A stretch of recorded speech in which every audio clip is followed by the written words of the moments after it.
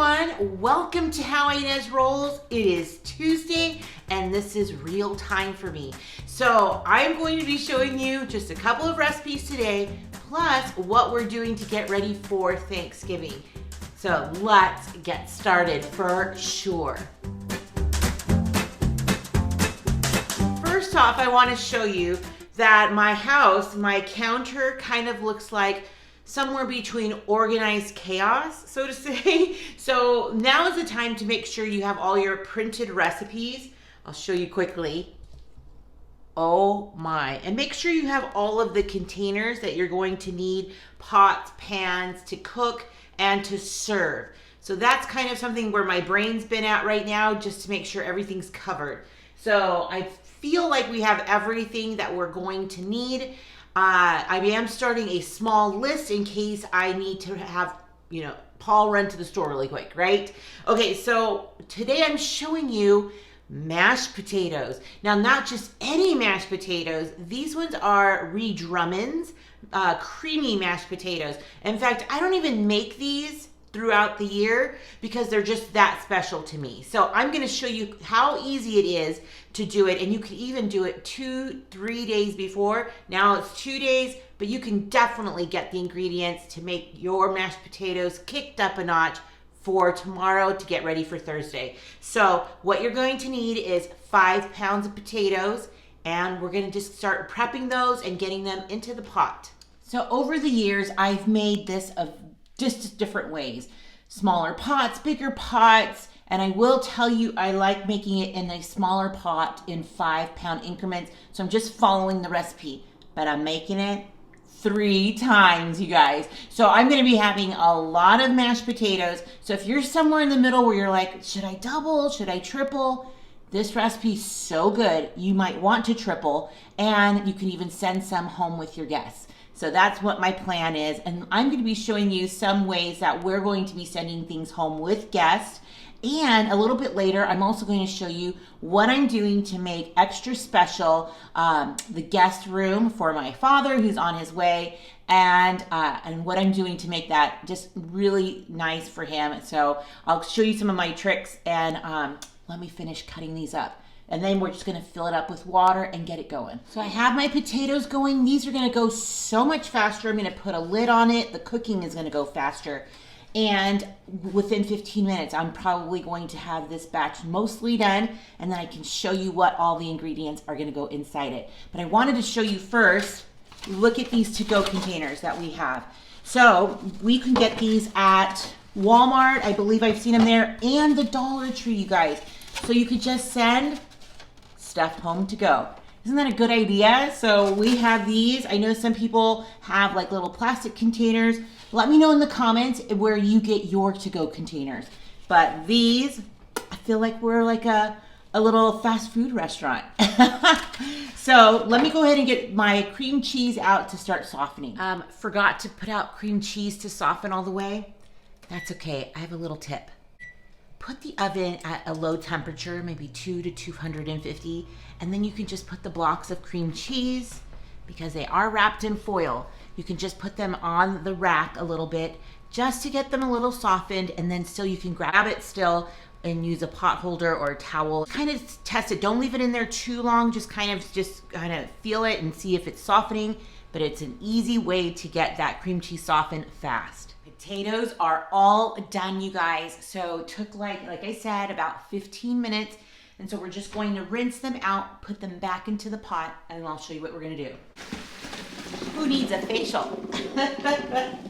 So we're gonna get that back into the pot. I'm just gonna let all the water drain. See all that steam? We're gonna need it. So we're back on the stove. We're gonna turn it to low, low, low. We just don't want it to cook and burn on the bottom. We're just gonna smash and mash.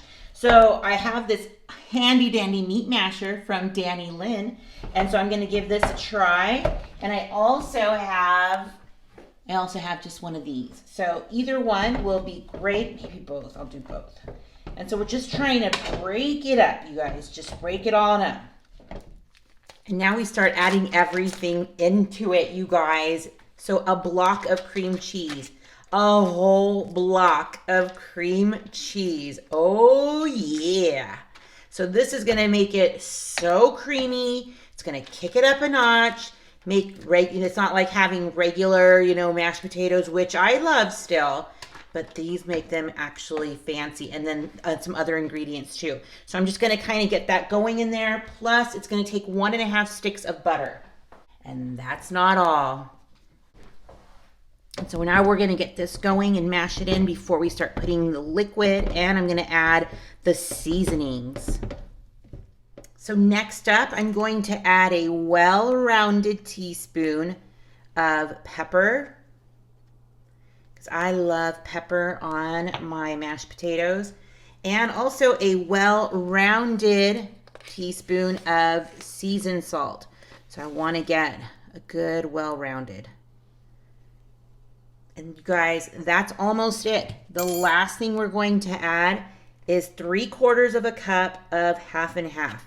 And so you're just gonna incorporate all of that. I didn't have to peel potatoes, but if you're one who has to have that, by all means, you can do that. But this is so good with the skins on. It's so easy to do. That's why I can triple the recipe, and like the amount of time it would be like to do one batch if I had to peel everything. So let me add some of this half and half. And then I can't wait to taste it. So I have to try it. Every chef tries their dishes.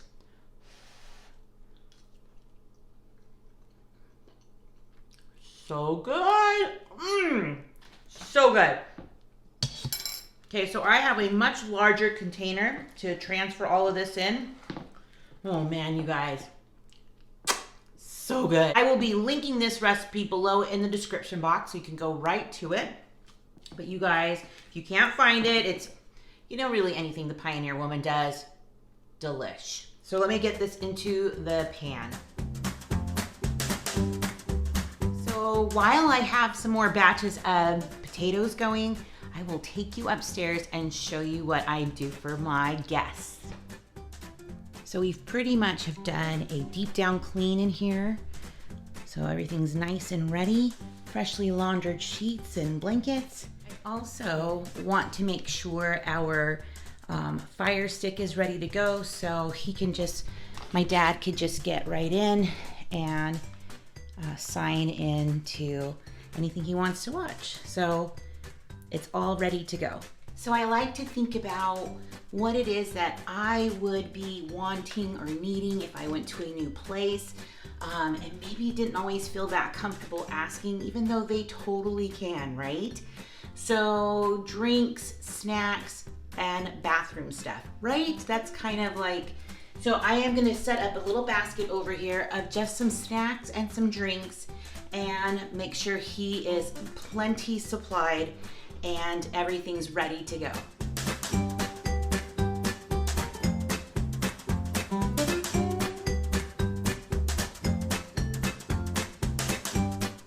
So I just have some basic toiletries, like, these will probably be in the shower, but I just wanted to show that I got them because they are for men, and I was thinking about my dad.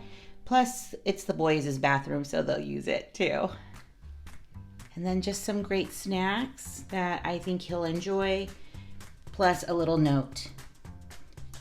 And then I always end up like Febrezing the carpets and everything as I'm leaving the room before they come, just to give it a little bit of freshness. Now back to cooking, and I'm gonna show you another simple recipe that we can make for Thanksgiving.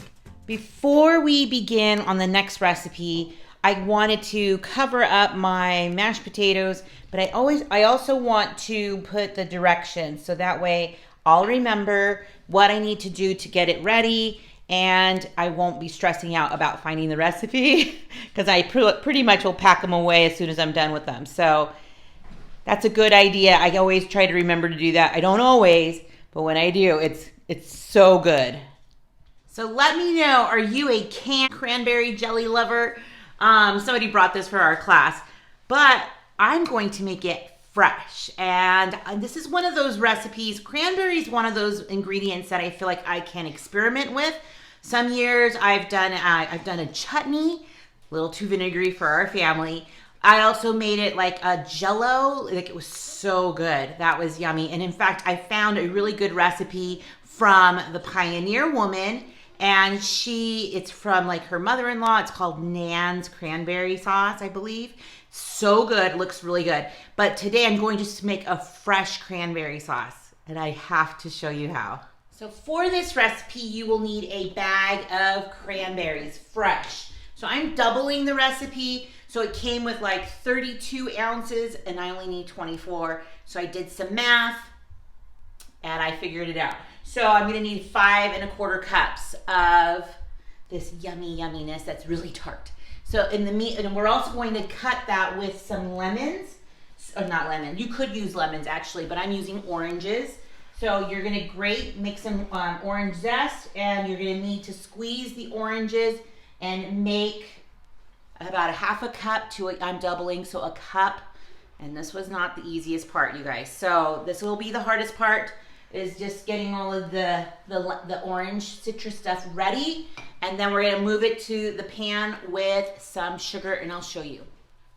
All right, to my pot, now I've looked through and taken out icky ones. There's some shriveled up ones, so you wanna get those ones out. And we're going to add some sugar.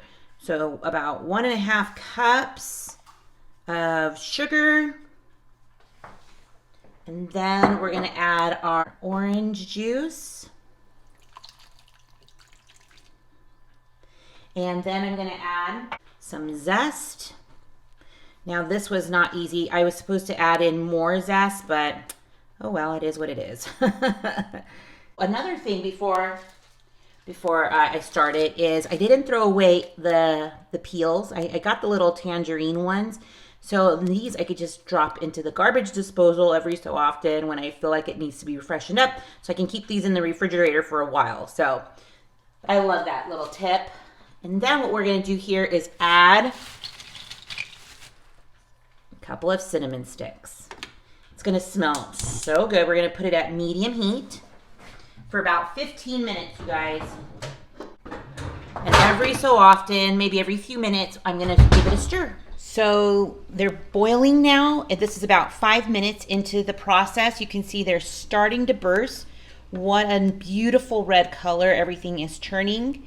So it's just gonna but all of those berries are going to burst open, and then we're just going to let it do its thing, you guys. So here it is. It's 15 minutes later. You can see it's broken down a lot.